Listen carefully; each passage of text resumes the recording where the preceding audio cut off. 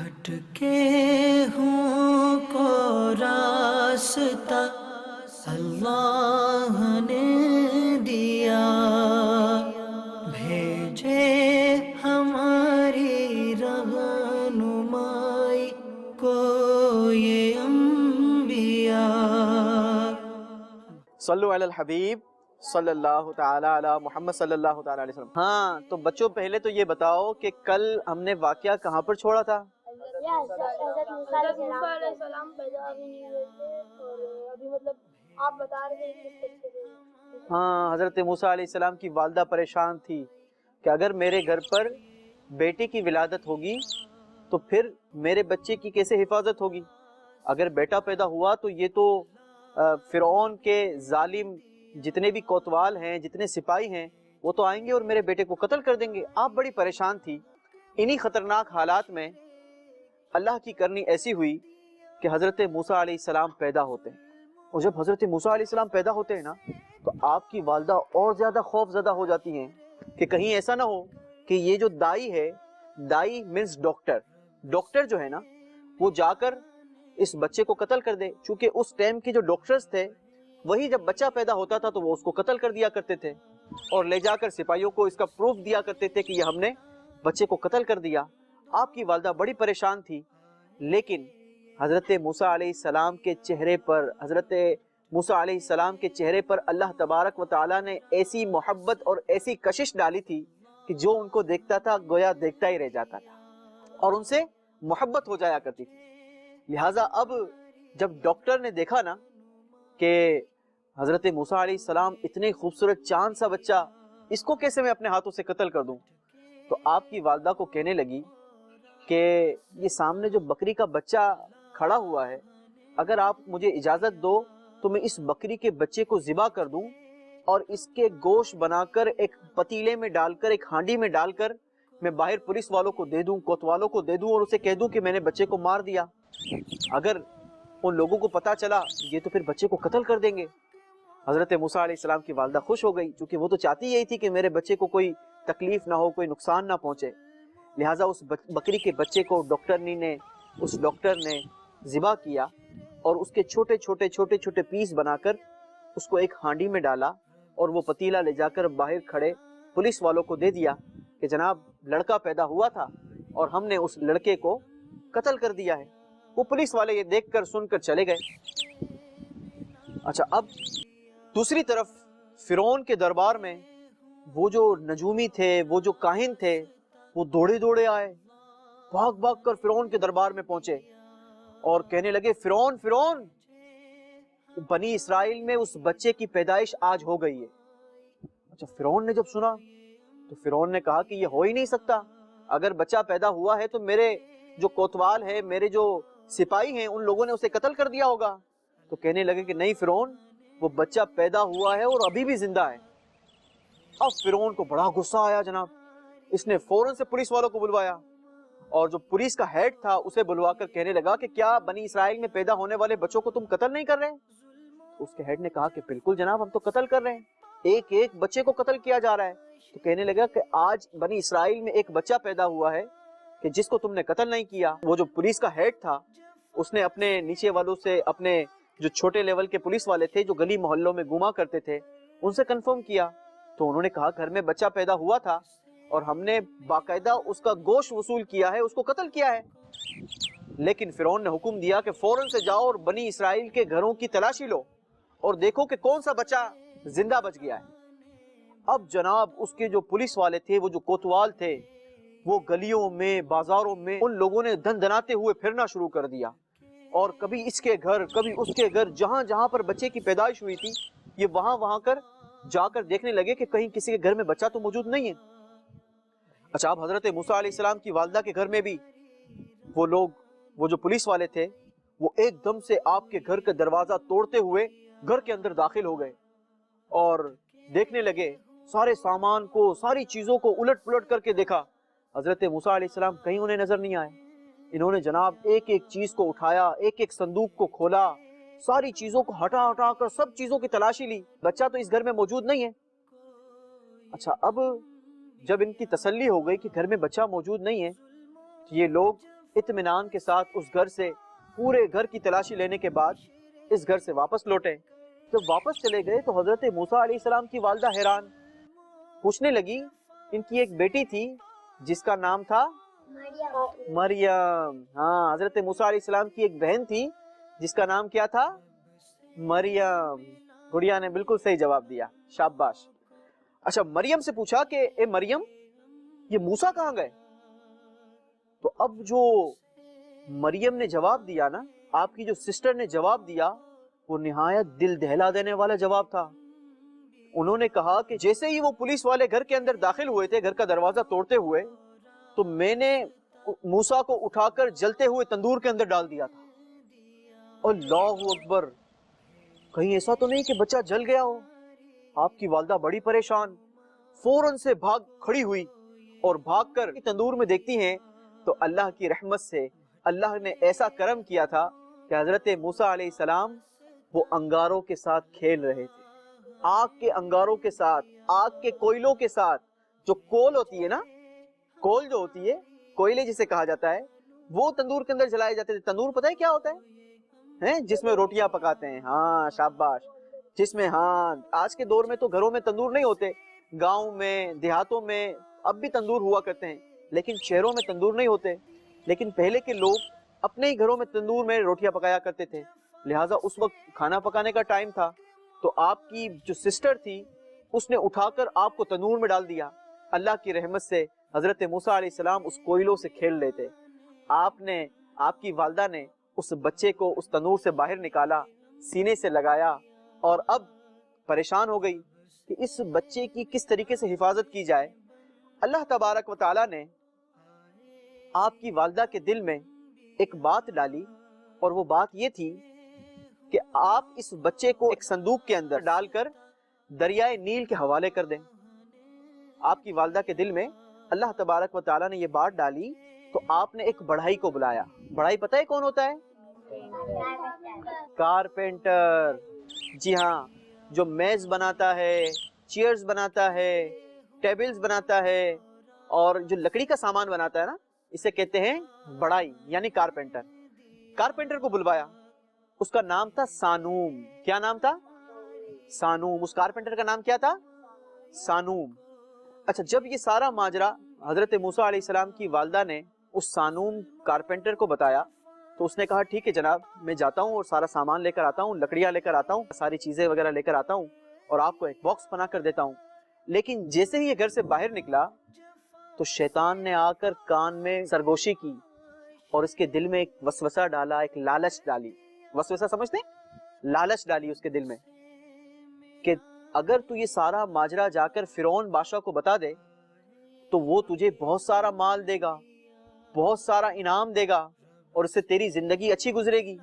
اس سانوم carpenter کو شیطان کا جو یہ مشورہ تھا، شیطان کا جو یہ وسوسہ تھا، اس کو سمجھ آیا، اور اب اس نے اس نیت کے ساتھ کہ میں جا کر یہ سارا کا سارا کیس، سارا کا سارا ماجرا یہ فرعون بادشاہ کو سنا دوں گا۔ تو جیسے ہی اس نے قدم آگے بڑھایا، اللہ تبارک و تعالیٰ نے زمین کو حکم دیا کہ اس سانوم کارپینٹر کو پکڑ لو۔ اب زمین پھٹ گئی اور سانوم جو تھا کارپینٹر، اس کو زمین نے گھٹنوں تک پکڑ لیا۔ اچھا، اب وہ زمین کے اندر اسٹک ہو کے رہ گیا، ہل بھی نہیں سکتا تھا۔ اس نے دل ہی دل میں توبہ کی کہ یا اللہ، میں نے جو ارادہ کیا ہے میں اس سے توبہ کرتا ہوں، اور میں جا کر فرعون کو یہ ماجرا نہیں بتاؤں گا، یا اللہ میں توبہ کرتا ہوں۔ اللہ تبارک و تعالیٰ نے اس کی توبہ کو قبول کیا اور زمین کو حکم دیا، اللہ نے گویا سانوم کارپینٹر کو زمین نے چھوڑ دیا۔ اچھا، اب یہ تھوڑا سا آگے بڑھا، ایک بار پھر شیطان اس کے پاس آیا اور اس کو آ کر اس کے کان میں سرگوشی کرنے لگا، وسپرنگ کرنے لگا کہ سانوم، کب تک یہ کارپینٹنگ کا کام کرتا رہے گا؟ کب تک لکڑیاں کاٹتا رہے گا؟ کب تک یہ ہتھوڑی چلاتا رہے گا؟ ہوش کے ناخن لے اور جا کر یہ سارا ماجرا فرعون کو بتا دے، فرعون تجھے بہت ساری مال و دولت دے گا۔ ایک بار پھر سانوم کے دل میں لالچ پیدا ہو گئی، اور سانوم نے سوچا کہ جناب بات تو شیطان کی صحیح ہے، کیوں نہ جا کر فرعون کو سارا ماجرا بتا دیا جائے، فرعون مجھے بہت سارا انعام دے دے گا۔ لہٰذا اب جناب یہ ایک بار پھر اسی نیت کے ساتھ جیسے ہی اس نے قدم آگے رکھا، زمین نے ایک بار پھر اس کو پکڑ لیا، ایک بار پھر یہ گھٹنوں سمیت زمین کے اندر دھس گیا۔ اب اس نے بڑی گڑ گڑا کر توبہ کرتے ہوئے دل کے ساتھ توبہ کی، اے اللہ ایک بار معاف کر دے، اے اللہ آئندہ غلطی نہیں کروں گا، آئندہ لالچ نہیں کروں گا، اے اللہ ایک بار معاف کر دے، اب میں فرعون کو جا کر کوئی بات نہیں بتاؤں گا، اے اللہ ایک بار میری بخشش کر دے، ایک بار مجھے رہائی دے دے، اب میں یہ حرکت دوبارہ نہیں کروں گا۔ اللہ تبارک و تعالیٰ نے ایک بار پھر اس کی توبہ کو قبول کیا۔ اب وہ جاتا ہے اور سارا سامان وغیرہ لے کر حضرت موسیٰ علیہ السلام کے گھر میں آ کر اس نے ایک بڑا ہی خوبصورت اور شاندار باکس بنا کر دیا۔ حضرت موسیٰ علیہ السلام کی والدہ کو جب وہ باکس بنا کر اس کارپینٹر سانوم نے دیا تو آپ نے بہت سارا تارکول منگوایا۔ تارکول سمجھتے کیا ہوتا ہے؟ نہیں؟ ہاں، تارکول وہ ہوتا ہے ڈامر، جس سے آج کل روڈ بنائی جاتی ہے نا، آپ نے دیکھا ہے جس سے سڑک بنائی جاتی ہے، بلیک کلر کا ایک لکوڈ ڈالا جاتا ہے جب سڑک بنائی جاتی ہے، تو وہ لکوڈ منگوایا اور اس کو اس باکس کے اندر پورا اچھی طریقے سے لگا دیا تاکہ جب یہ باکس پانی کے اندر جائے تو پانی جو ہے وہ باکس کے اندر نہ آ جائے، گویا واٹر پروفنگ کی گئی اس باکس کی۔ اور اب حضرت موسیٰ علیہ السلام کو تیار کر کے اچھے کپڑے پہنا کر خوب خوشبو لگا کر سرما لگا کر آپ کو اس باکس میں رکھا گیا اور اس باکس کو اللہ کے سپرد پانی کے حوالے کر دیا گیا۔ اور حضرت موسیٰ علیہ السلام کی والدہ نے آپ کی جو بہن تھی جس کا نام تھا مریم، ہاں شاباش، مریم نام یاد رکھنا ہے آپ نے یہ، ٹھیک ہے؟ حضرت موسیٰ علیہ السلام کی بہن کا نام کیا تھا؟ مریم۔ مریم سے کہا کہ اے مریم ذرا دیکھتی رہو کہ یہ باکس کس طرف جا رہا ہے، ٹھیک ہے؟ اب جناب یہ باکس دریائے نیل پر تیرتا تیرتا تیرتا تیرتا ایک طرف کی طرف ٹرن ہو گیا، اور جس طرف یہ ٹرن ہوا نا وہاں پر ایک نہر جا رہی تھی، اس نہر کا نام تھا عین الشمس۔ کیا نام تھا؟ عین الشمس۔ اچھا یہ جو نہر تھی نا یہ جاتی تھی فرعون کے باغ کے اندر۔ اب حضرت موسیٰ علیہ السلام کی سسٹر کو خوف ہو گیا کہ یا اللہ اب کیا ہوگا، اب تو یہ باکس جو ہے وہ فرعون کے باغ کی طرف جا رہا ہے، کہیں ایسا نہ ہو کہ فرعون کی نظر اس پر پڑ جائے اور یہ باکس کو پکڑ لے۔ گویا اللہ کی کرنی ایسی ہوئی کہ وہ باکس پانی پر تیرتا تیرتا تیرتا تیرتا اسی عین الشمس کے ذریعے نہر پر تیرتا ہوا فرعون کے باغ کے اندر اسی جگہ پر رک گیا جہاں پر فرعون کا باغ اور نہر جو ہے وہ آپس میں مل رہے تھے۔ تو اسی وقت فرعون کی بیوی اور فرعون یہ باغ کی سیر کے لیے آئے ہوئے تھے۔ اب جناب اس کی بیوی کی نظر اس باکس پر پڑی، جیسے ہی باکس پر پڑی اس نے سپاہیوں کو حکم دیا کہ جا کر اس باکس کو لے کر آؤ۔ اچھا سپاہیوں نے اس کی بیوی کا جیسے ہی حکم ملا وہ گئے اس باکس کو پانی سے نکالا اور لا کر اس کی بیوی کے آگے اس ملکہ کے آگے رکھ دیا۔ اس ملکہ نے حکم دیا کہ جناب اس باکس کو کھولا جائے۔ تو جیسے ہی اس باکس کو کھولا تو کیا دیکھتے ہیں کہ حضرت موسیٰ علیہ السلام چاند سا چہرہ چمکاتے ہوئے اپنے منہ کے اندر اپنی انگلیوں کو ڈالے ہوئے گویا اپنی انگلیاں چوس رہے ہیں۔ جب فرعون کی بیوی نے اس ملکہ نے یہ منظر دیکھا تو اسے حضرت موسیٰ علیہ السلام کے اندر وہ کشش تھی، میں نے آپ کو پہلے ہی بتایا نا، حضرت موسیٰ علیہ السلام کے چہرے کے اندر آپ کی پرسنالٹی کے اندر وہ کشش تھی کہ جو آپ کو دیکھتا تھا وہ آپ سے محبت کرنے لگ جاتا تھا۔ جیسے ہی اس نے حضرت موسیٰ علیہ السلام کی طرف نظر کی تو اسے آپ سے بڑی محبت ہو گئی، اور اس کی بیوی نے پیار کے ساتھ محبت کے ساتھ حضرت موسیٰ علیہ السلام کو اس باکس کے اندر سے نکالا۔ لیکن جیسے ہی فرعون کی نظر موسیٰ علیہ السلام پر گئی نا تو فرعون کو ایک ہیبت طاری ہو گئی، فرعون گویا ڈر گیا اور اسے ایسا لگا کہ شاید یہ وہی بچہ ہے کہ جس کی وجہ سے میری ساری سلطنت یہ ختم ہو جائے۔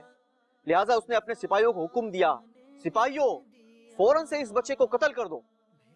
سپاہیوں نے اپنی تلواریں نکال لی، جیسے ہی تلواریں نکال کر آگے بڑھے فرعون کی بیوی اس نے رونا شروع کر دیا، اس نے رونا دھونا شروع کر دیا اور فرعون سے کہنے لگی کہ ہوش کے ناخن لو، تم نے اتنے بچوں کو قتل کروا دیا ہے، ضروری تو نہیں کہ یہ بچہ بنی اسرائیل کی قوم سے ہو سکتا ہے کہ یہ ہمارے لیے انعام ہو، اس بچے سے ہماری آنکھیں ٹھنڈی ہو۔ جب فرعون نے ملکہ کی آنکھوں میں آنسو دیکھے تو اس نے اپنے سپاہیوں کو حکم دیا کہ اس بچے کو رہنے دو۔ اس طریقے سے حضرت موسیٰ علیہ السلام فرعون کے گھر میں داخل ہو گئے اور وہاں پر پرورش پانے لگے۔ حضرت موسیٰ علیہ السلام کی عمر تھوڑی سی بڑی ہوئی۔ ایک دن کیا ہوا کہ ایک دن حضرت موسیٰ علیہ السلام کو فرعون نے اپنی گود میں اٹھایا اور آپ سے کھیلنے لگا۔ کھیلتے کھیلتے حضرت موسیٰ علیہ السلام نے فرعون کے چہرے پر ایک زناٹے دار تھپڑ لگائی، شٹاک کر کے۔ جیسے ہی تھپڑ لگی نا تو فرعون کے تو گویا طوطے اڑ گئے ہیں، طوطے اڑ جاتے ہیں نا، ایک دم سے ایک بچہ ہماری گود میں کھیل رہا ہو اور تھپڑ لگا دے، اور تھپڑ بھی ایسی کہ بڑا کیا لگائے، ایسی زناٹے دار تھپڑ لگائی، گویا یہاں تو فرعون کے طوطے اڑ گئے۔ اور فرعون جو ہے نا وہ اب اس کو ایسا لگا کہ یہ وہی بچہ ہے کہ جو میری سلطنت کے لیے خطرے کا باعث ہے، اور اسی کی وجہ سے میرا جو راج ہے یہ سب ختم ہو جائے گا۔ اس نے ایک بار پھر اعلان کر دیا کہ اس بچے کو فوراً سے قتل کر دیا جائے۔ ملکہ پھر آئی اور کہنے لگی کہ ہوش کے ناخن لو، بچے تو شرارت کرتے رہتے ہیں، بچے تو کھیل میں ایسی چیزیں ہو جاتی ہیں، تو یہ ضروری تو نہیں کہ اگر اس نے یہ کام کر دیا تو جناب یہی تمہاری سلطنت کے لیے نقصان دہ ثابت ہوگا، ہو سکتا ہے کہ یہ بڑا ہو کر ہمارے سلطنت کو سنبھالے اور ہمارے لیے ہماری آنکھوں کا نور بنے۔ ایک بار پھر وہ ملکہ کی محبت میں مجبور ہو کر اس نے حضرت موسیٰ علیہ السلام کو کچھ نہیں کیا، لیکن اس نے فیصلہ کر لیا تھا کہ میں اس بچے کا امتحان ضرور لوں گا۔ کیا لوں گا؟ امتحان لوں گا۔ اور وہ امتحان اس نے کس طریقے سے لیا کہ اس نے ایک طرف پھول رکھے، ایک طرف فلاورز رکھے، اور ایک طرف برن کول رکھی، جلتے ہوئے کوئلے رکھے، جلتے ہوئے انگارے رکھے، اور حضرت موسیٰ علیہ السلام کو فرش پر چھوڑ دیا، اور اس نے کہا کہ اگر کوئی یہ بچہ پھول کی طرف جائے گا تو یہ ضرور مجھے نقصان پہنچائے گا، اور اگرچہ یہ بچہ آگ کی طرف جائے گا تو پھر یہ میرے لیے خطرے کا باعث نہیں ہوگا۔ حضرت موسیٰ علیہ السلام پھول کی طرف بڑھنا شروع ہوئے۔ جیسے ہی پھول کی طرف بڑھنا شروع ہوئے، اللہ تبارک و تعالیٰ نے حضرت جبریل امین کو حکم دیا کہ جاؤ فوراً سے موسیٰ کا رخ چینج کر دو۔ حضرت جبریل امین زمین پر تشریف لاتے ہیں اور حضرت موسیٰ علیہ السلام کو آگ کی طرف پھیر دیتے ہیں۔ حضرت موسیٰ علیہ السلام جاتے ہیں اور جا کر ان کوئلوں کو اپنے منہ کے اندر گویا اٹھا کر ڈال لیتے ہیں۔ اب جب فرعون نے یہ دیکھا تو اسے یہ احساس ہو گیا کہ جناب ٹھیک ہے، یہ بچہ میرے لیے نقصان کا باعث نہیں۔ حضرت موسیٰ علیہ السلام اسی طریقے سے فرعون کے دربار میں پرورش پاتے گئے، اور پھر ایک دن وہ آیا کہ اللہ کے نبی بن کر فرعون کے دربار میں فرعون کے سامنے حضرت موسیٰ علیہ السلام کھڑے تھے۔ پھر کیا ہوا؟ ہاں پھر کیا ہوا یہ میں آپ کو انشاءاللہ اگلے سلسلے میں بتاؤں گا پھر کیا ہوا، ٹھیک ہے؟ بھٹکے ہوں کو راستہ اللہ نے دیا، بھیجے ہماری رہنمائی کو